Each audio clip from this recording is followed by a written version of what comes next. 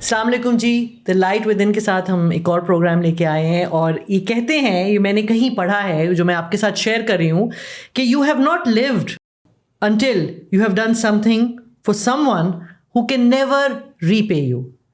मेरे पास आज स्टूडियो में एक ऐसा इंसान है जिसकी मैं बहुत रिस्पेक्ट करती हूँ।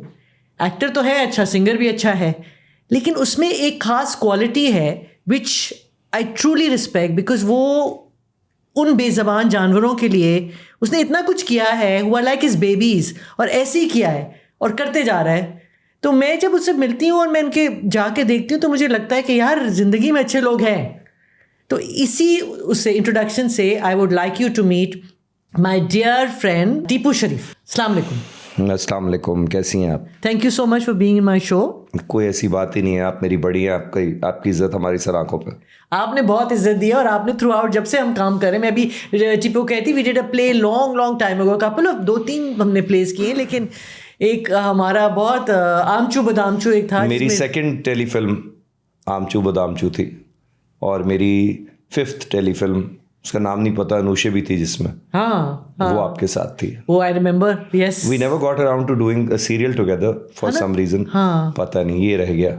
लेकिन अभी तो क्या पता, फिल्म बाकी है मेरे दोस्त। क्या पता। बस जिंदगी को तो हम इसी तरह जीते हैं कि भाई जब मौका मिलेगा इंशाल्लाह वो सब चीज़ें करेंगे। तो टीपू, जनरली मैंने बेसिकली ये प्रोग्राम भी इसी वजह से स्टार्ट किया है कि ज़िंदगी में there is time to give back. अब मैं जिस स्टेज, तुम तो यंग हो, मैं जिस स्टेज पे हूँ, I want to do things that are very close to my heart and I want to do things जो कि जिससे मुझे लगे कि शायद हमारी बात में किसी के दिल पे असर हो जाए।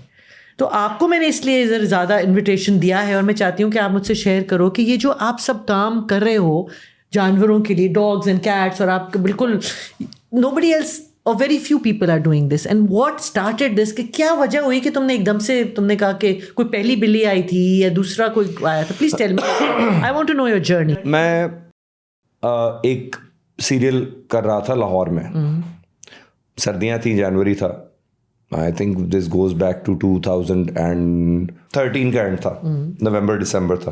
तो मैं सीरियल कर रहा था और वहाँ से जब मैं वापस आया तो मैंने देखा मेरी बिल्डिंग में ग्राउंड फ्लोर पर घर के सामने एक बिल्ली ने 4 बच्चे दिए हुए मैट के ऊपर, छोटे छोटे दूध पीने लगे हुए।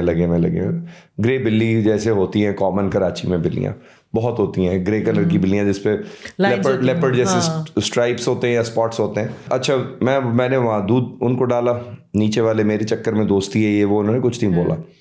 मेरी कोई अटैचमेंट नहीं थी जानवरों से, ना मुझे उनसे कोई इख्तिलाफ था, ना कोई प्यार था, कुछ भी नहीं, वैसे ही मुझे क्यूट लगे। ऊपर चला गया। 3 दिन बाद मैंने फिर जाना था स्पेल के लिए, मैं चला गया। 1 हफ्ते बाद मैं वापस आया तो मैंने ऐसे ही पूछा, यार वो बिल्ली और उसके बच्चे कहाँ हैं? तो चौकीदार ने मुझे बताया कि बाबू जो है वो उनको फेंक के आ गया है। मैं बाबू के ऊपर चढ़ दौड़ा, जैसा होना था कि क्या जरूरत थी तुम्हें करने की, और बोरी में फेंक के आ गए। कहाँ फेंका भाई? पीछे जो कमर्शियल एरिया है। भागा, चाबी उठाई और निकल गया। मार्केट में मुझे उसमें से एक बच्चा मिला 4 में से, और माँ नहीं मिली। माँ जनरली गायब हो जाती हैं जब आप उनको रिलोकेट करते हैं ना, तो बच्चे अगर छोटे होते हैं तो वो बेयारो मददगार रह जाते हैं, विच मीन्स कि वो वैसे ही मर जाएंगे। तो अगर आपने मूव कर दिया माँ को बच्चों के साथ, तो माँ बच्चे अबैंडन कर देती है, माँ नहीं उनको पास रखती, माँ क्योंकि खुद परेशान हो जाती है। ओके। तो इसलिए कभी भी बिल्ली या उसके बच्चों को उठा के अचानक खुद नहीं मूव करना चाहिए।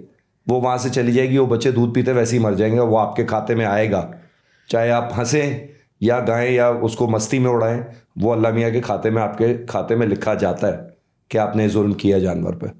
ये कब तुम्हें ख्याल आया? ये मतलब ये 2013 का एंड चल नहीं, रहा है। मतलब के खाते में आएगा? ये लोग सोचते नहीं इस तरीके से। नहीं आएगा ना, मतलब आप किसी चीज़ को, आपको क्या लगता है क्या हम मुसलमान हैं? हम, आप और मैं मुसलमान हैं, that's what we claim, right? हम मुसलमान हैं, हम अल्लाह के मानने वाले हैं, हम हुजूर सल्लल्लाहु अलैहि वसल्लम की उम्मत में से हैं, और हमें रहम और सलामती के बारे में बहुत डिटेल में कहा गया है, घरों पे भी बताया गया है, माशरे में भी बताया गया है। तो एक अल्लाह जिसे रहमान कहा जाता है और जिसे खालिक भी कहा जाता है, वो क्रिएटर ऑफ द यूनिवर्स है। एब्सोल्युटली, सब कुछ उसने बनाया है, ठीक है? कोई, मुझे तो इसमें कोई शक नहीं है, आपको भी नहीं, हमारी ये बिलीफ सिस्टम है। बिल्कुल नहीं, द लाइट विद इन उसी की तरफ। तो भैया वो बिल्ली भी तो उसी ने पैदा की है, तो क्या उसको उससे कोई अटैचमेंट नहीं होगी? वो सिर्फ इंसानों को ही पसंद करता है अल्लाह मियाँ कि ये मैंने इनको छोड़ दिया, अब ये रोनते फिरें, कुछ भी करते फिरें, तोड़ते फिरें, इनकी मर्जी है जो करें। कोई भी चीज़ जो मैंने दूसरी बनाई है वो इनके मातहत है, ये उसके ऊपर जो भी करना है करें। ऐसा नहीं होता, इस तरह नहीं होता बॉस, ऐसे नहीं होता। You have to be answerable. अगर नहीं होंगे तो फिर वो खुद अपने तरीके से सवाल करेगा आपसे। क्या आप उस सवाल के लिए तैयार हैं? मैं तो तैयार नहीं हूँ फ्रैंकली। मेरी बहुत जान जाती है अल्लाह ताला से। आपको आंसरेबल होना पड़ता है अल्लाह के दरबार में। तो मुझे ये वक्त के साथ आपने ये टॉपिक निकाला है और सवाल और फोरम इस तरह का है, तो मैं ये लाइट विद इन की बात कर रहा हूँ। अगले दिन मैं गया दोबारा और बच्चे ढूंढने, तो मुझे एक और मिला। वो थे बिल्लू और डूकी। तुमने पहचान लिए बच्चे? हाँ, मैंने वो 2 पहचान ली, क्योंकि 3 दिन मैंने उनको दूध पिलाया था ना। वो सीढ़ी पे पलने लगे, घर के अंदर आ गए, दूध खाना डालते थे हम उनको, फिर बाहर कर देते थे। अब्बा कहते थे घर के अंदर नहीं रुके, गंद करेंगे। वो घर के अंदर जब आते थे तो मेरा दिल ही नहीं चाहता था फिर निकालने का बाहर। तो वो आहिस्ता आहिस्ता घर के अंदर ज़्यादा रहने लगे, बाहर कम। फिर वो बड़े होने लगे तो वो शोर करने लगे, तो उनको बाहर किया हमने। और उसी तरह फिर एक मैं ट्रिप पे गया 2014 के समर में टर्की, अम्मा से मिलने। अम्मा तो आपकी टर्की में रहती हैं? रहती थी, अब तो इंतकाल हो गया। I am so sorry. तो उनसे मिलने गया, वापस आया तो डूकी नीचे घूम रही थी। मैंने कहा डूकी इधर आओ, तो वो गली के कोने से भागती भी आई। अच्छा। तो फिर इसका मतलब कि वो जज्बात भी रखते हैं, समझते भी हैं, पहचानते भी हैं, which makes them conscious and sentient beings, जिनके पास जज्बात भी हैं और समझ बूझ भी है। तो फिर तो आप उनके ऊपर जुल्म कर रहे हैं, तो उन्हें तकलीफ भी होती होगी। बिल्कुल होती है, बिल्कुल होती है। आपको नहीं समझ आती। हाँ। आप अगर कॉकरोच को दबा देते हैं पाँव के नीचे, आपको अच्छा नहीं लगता, ठीक है, आप दबा देते हैं, उसका मतलब ये नहीं कि उससे तकलीफ नहीं हुई होगी। मेरे घर में छिपकली आती है, मैं उसको बोलता हूँ वो खिड़की खुली हुई है, बाहर चली जाओ। हाँ, चली जाती है ना।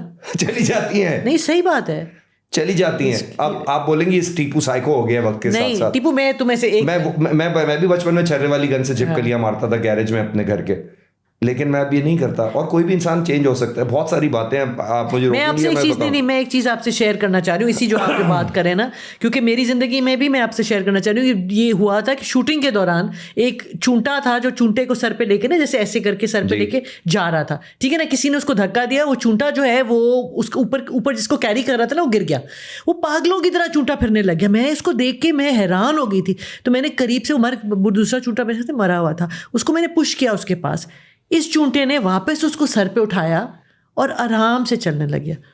वो दिन और आज का दिन, मैं ऑनेस्टली इतना वो मैंने कहा ये चूंटा है जिसे हम समझते हैं, लेकिन इसमें कितना कुछ अल्लाह मियां ने डाला हुआ है कि वो तड़प गया कि उसके आई एम जस्ट सेइंग कि आपका दिल वो हो जाता है कि यार अल्लाह मियां है। अल्लाह मियां की जो निशानियां हैं, जो कहते हैं कि मेरे बारे में गौर करो, फिक्र करो, ये सब है। वो गौर फिक्र जो है वो खाली पहाड़ों और जंगलों में और समंदरों में नहीं है, वो माइक्रो बीइंग्स भी हैं बहुत सारी। यही तो कमाल है। यही तो कमाल है सिस्टम का। कमाल ही है कि वो सिस्टम जो है वो इधर से उधर नहीं होता 1 इंच। लेकिन टिप्पू सोचते नहीं है ना हम। तो यही तो सोचना ही तो उजागर करना है। तो इसीलिए तो हम यही कर तो गेम है, यही लोग कर रहे हैं, यही तो हमारा हम लोग छलवारों दाढ़ियों के चक्कर में फंस गए। भैया इतनी बड़ी यूनिवर्स बनाई है, देखो तो सही क्या बनाया है अल्लाह मियां ने। हाँ, देखो तो सही, उसको फील तो करो। यही तो कैसे आपकी कमांड पे ये डिजिट्स चलते हैं आपकी उंगलियों के, ये किस तरह चलते हैं? इससे आप तुन गिटार भी बजाते हैं, इससे आप टाइप भी करते हैं, इससे आप स्वाइप भी करते हैं, इससे आप खाना भी खाते हैं, धुलाइयाँ भी करते हैं, और रुक जाते हैं तो कुछ नहीं कर सकते, थप्पड़ भी मारते हैं। और ये यूं करके ये चलता है, ऐसे चलता है। और कभी आप ऐसे हो जाते हैं और कुछ भी नहीं हो सकता, क्योंकि वो नहीं चाहता आप इसी तरह हो जाएंगे। आप नहीं कर सकते। क्यों चूज कर लिया उसने? जिंदगी में गिव बैक क्यों इंतजार करते हैं इस चीज का? गिव बैक ना करें, आप कुछ ना दें दुनिया को, कायनात को कुछ ना दें, लेकिन उससे छीने नहीं। मैं ये कहता हूं कि अगर आप किसी को फायदा नहीं दे सकते, ना दें। हर एक के असासे नहीं होते, हर एक की हैसियत नहीं होती, लेकिन आपकी नीयत तो हो सकती है। आप नहीं कर सकते, आपकी जेब आपको इजाजत नहीं देती, आपका अखलाक तो आपको इजाजत दे सकता है। अखलाक पे तो कोई नहीं जाता, अखलाक पे कोई कैद नहीं है, ठीक है। हालात आपके बहुत मुश्किल हो सकते हैं। इस कमरे में 10 आदमी बैठे हो सकते हैं जिनके हालात मुझसे ज़्यादा मुश्किल होंगे। मैं एक्टर हूँ, मेरी अय्याशी है, मैं लोगों में जाता हूँ, लोग तस्वीरें खिंचवाते हैं, ये करते हैं, वो करते हैं। मैं उन्हें कुछ भी नहीं कह रहा, मेरी कोई पोजीशन ही नहीं है कि मैं उन्हें कुछ कहूँ कि यार आप ऐसे जियो, यूँ करो, यूँ करो। मैं सिर्फ ये कह रहा हूँ कि आप 100 के लिए कुछ नहीं कर सकते, आप एक के लिए ज़रूर कुछ ना कुछ कर सकते हैं। वो आपका पड़ोसी हो, आपका दोस्त हो, आपका बेटा हो, बेटी हो, बीवी हो, किसी के लिए एक ऐसा भला काम कर दें कि वो एक सिस्टम में चला जाए। और अगर आपको किसी चीज से तकलीफ नहीं हो रही तो उसको तकलीफ ना दें, किनारा कशी कर लें, ये मैं कह रहा हूँ। उसी तरह फिर वो 2 बिल्लियों से 7-8 बिल्लियां हो गई, नीचे बिल्डिंग में देने लग गया, बिल्डिंग वालों से झगड़े शुरू हो गए, वो कहते हैं बिल्लियां आएंगी, ये गंद करेंगी, ये वो करेंगी, वो करेंगी, वो करेंगी, वो करेंगी। बात यहाँ तक चली गई बिल्डिंग में कि वो कहते हैं आपकी वजह से कौवे आते हैं और बिठे हो रही हैं जमीन पे। मैंने कहा मैं आपके लिए गली भी धुलवा देता हूँ। एक दो ही साहिबान है इस तरह के, वो भी बेचारे खैर बड़े अंडरस्टैंडिंग है। अब किसी को कोई चीज़ नहीं पसंद होती तो नहीं पसंद होती, आप चेंज नहीं कर सकते उसको। आई ट्राइड, नहीं हुआ। कुत्तों से मेरी जान जाती थी, मुझे बहुत डर लगता था शदीद। किसी के घर में कुत्ते हों तो पहले बंद करो कुत्ते को, सामने खड़े हो फिर मैं अंदर जाऊंगा, वरना मैं घर में ही नहीं आ रहा। ये हालात थे। आज वही आदमी शहर की सबसे बड़ी आवाज़ों में से कि कुत्तों को जहर दे के मत मारो, उन्हें बहुत तकलीफ होती है, 4 घंटे लगते हैं उन्हें तड़पते हुए मरते हैं। पहले उनका लिवर फटता है, फिर उनका पेट फटता है, फिर उनके अंदर खून की नालियाँ फटती हैं, फिर वो झाग और खून मुंह से बाहर आके निकलता है। ऐसा उस जानवर ने कुछ भी नहीं किया होता सिवाय उसके कि वो सामने और इंसान को डर है कि वो काटेगा। 90% केसेस में तो काटते भी नहीं है, बस ये काट लेंगे, इनको मार दो सबको, ये काट सकते हैं, इनको मार दो सबको। भाई अगर वो भौंकता है तो उसकी आवाज़ हमने तो नहीं डिज़ाइन की ना। माइकल जैक्सन वो भी बनना चाहता था, ठीक है, वो भी बहुत बड़ा सिंगर बनना चाहता था, लेकिन अल्लाह मियां ने बहू डाल दी उसके गले में। वो क्या करे, अपनी मर्जी से तो नहीं लेके उतरा वो। भाई मानते हो ना, तो फिर उसी ने दी है ना आवाज़, तो टॉलरेट करो। टॉलरेशन ही तो नहीं है। अच्छा, अब ऐसा भी नहीं है कि दुनिया में सिस्टम्स नहीं है। अच्छा खासा सिस्टम है नसबंदी, अच्छा खासा सिस्टम है न्यूट्रिंग और स्पेइंग का। प्राइवेट इदारे भी मौजूद हैं, उनको सपोर्ट कर दो यार। आप जहर जो ला रहे हो और लड़के इकट्ठे कर रहे हो मारने के लिए, शुगल के लिए, उसकी बजाय आप जो है वो उस चीज़ में हिस्सा डाल लो। आपको खुद अच्छा लगेगा कि यार हमने किसी को तकलीफ नहीं दी। बहरहाल वो एक कुत्ता आने लगा फिर उनमें ना, तो मैं डंडा लेके जाता था कि जैसे अगर जमीन पे मैं मारता था वो भाग जाता था दूर, उसको भी भूख लगती थी। 4-5 दिन हो गए, मैंने खाना थोड़ा सा बढ़ा दिया कि यार चलो थोड़ा सा बच जाएगा तो ये भी एंड में खा लिया करेगा। तो मैं उसको बोलने लगा ये पहले खाएंगी फिर तुम खाओगे। डंडा हाथ में ही होता था, इतना मोटा डंडा होता था डर के मारे। उसके बाद वो भी सुनने लग गया, वो करीब आया नहीं, वो ऐसे यूं आता था, सर नीचे करते हैं, 2 टांगों के बीच में कुत्ते डरे हुए होते हैं इंसान से बहुत ज्यादा, क्योंकि कराची की गली के कुत्ते बहुत ज्यादा टॉर्चर्ड होते हैं, बहुत ज्यादा। कोई डंडा मार देता है, कोई पत्थर मार देता है, कोई सोते हुए कुत्ते के ऊपर से गाड़ी चढ़ा देता है, कभी किसी की टांगें टूटी हुई होती हैं, कभी किसी की कमर टूटी हुई होती है, वो आगे की 2 टांगों पर चलते हुए जा रहे होते हैं, सिर्फ इसलिए कि लोग बदोबदी में बदमाशी में चले जाते हैं कि ऐसी की तैसी कुत्ते की उसके ऊपर से चढ़ा के चले गए। ये बड़ी कॉमन है, लेकिन ये जहाँ तालीम ज़्यादा होती है वहाँ पे ये चीज़ें कम होती हैं। जहाँ तालीम की कमी है और गुर्बत ज़्यादा है वहाँ पर ये मसले ज़्यादा है। एक्सट्रीम गुर्बत में आप जाएंगे तो वहाँ पे डिफरेंट है, वो कुत्तों को पालते हैं जो बिल्कुल गरीब हैं, क्योंकि वो उनको लगता है कि उनके दोस्त हैं, वो साथ ही सो रहे होते हैं उनके गंदे नालों के पास। मैं इन जगहों पे जाता हूँ, इसलिए आप ये नहीं कह सकती कि टीपू तुम हवाई फायर कर रहे हो, आप जानती हैं मैं जाता हूँ इन जगहों पे, स्लम एरियाज में, गंदे नालों के नीचे, मच्छर कॉलोनी, इस तरह के इलाके जो पसमानदा इलाके, मैं वहाँ जाता हूँ, मेरी टीमें जाती हैं, हम काम करते हैं वहाँ पे, मुझे पता है कि वो लोग किस तरह रहते हैं, वो बेहतर ट्रीट करते हैं। तो बहाने क्यों बनाते हो अपने गलत बातों को कवर करने के लिए? Be honest with your self. अपने साथ जब तक आप सच नहीं बोल सकते ना, तो आप माशरे में कोई भी ढकोसला सामने रख दें, कोई भी फ्रेम करके पिक्चर लगा दें, किसी को यकीन नहीं आएगा कि आप ही हैं। फिर वो कुत्ता आहिस्ता आहिस्ता है, ये जून जुलाई 2014 की बात है, वो आया, मुझे सूंगा हल्का सा, मेरी जान निकली हुई ना, ऐसे बैठा मुँह करके, ये अभी काटेगा, जैसे सबको होता है, अभी काटेगा, ये कुत्ता नीचे गली गया तो जंगली है, आवारा है, ये काटेगा। वो आया, फिर वो सूंगा 2-3 दिन जब उसने सूंगा तो मैंने ऐसे ही जरा हल्का सा सर पे हाथ रखा, उसने 2 मिलाई, दूसरी बार अगले दिन रखा जरा फेरा और 2 मिलाई, तीसरे दिन वो पहले ही 2 मिलाता हुआ आया। उसके बाद जो कुत्तों से मेरी दोस्ती हुई है, वो कमांडर था, उसका नाम मैंने रखा, फिर कमांडरी से हुई, उसकी मिसेस साथ आती थी।